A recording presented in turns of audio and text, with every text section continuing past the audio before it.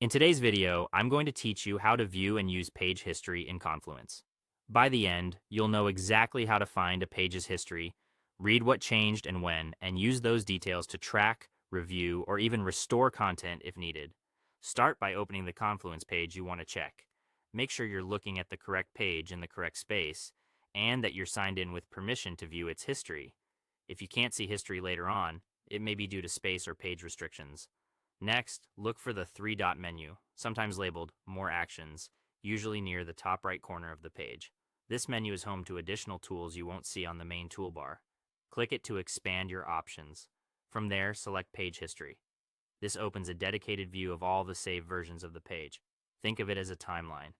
Each time someone published an update, Confluence captured a version so you can see how the content evolved.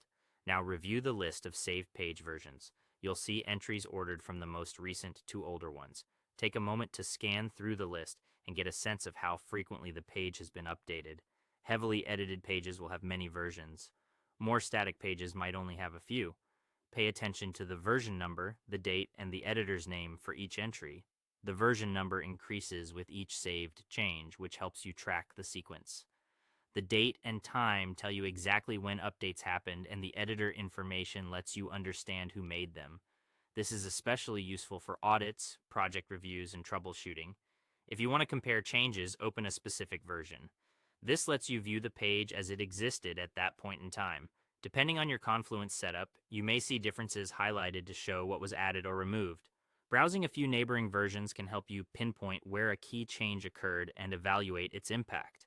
Finally, use the version details for tracking, review, or restoring content. You can use this history to confirm approvals, verify when a policy was updated, or roll back to an earlier state if something went off track.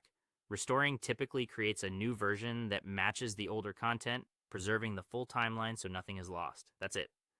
Open the page, go to More Actions, choose Page History, review the versions, open one if you want to compare, and use those details to keep your documentation accurate and reliable.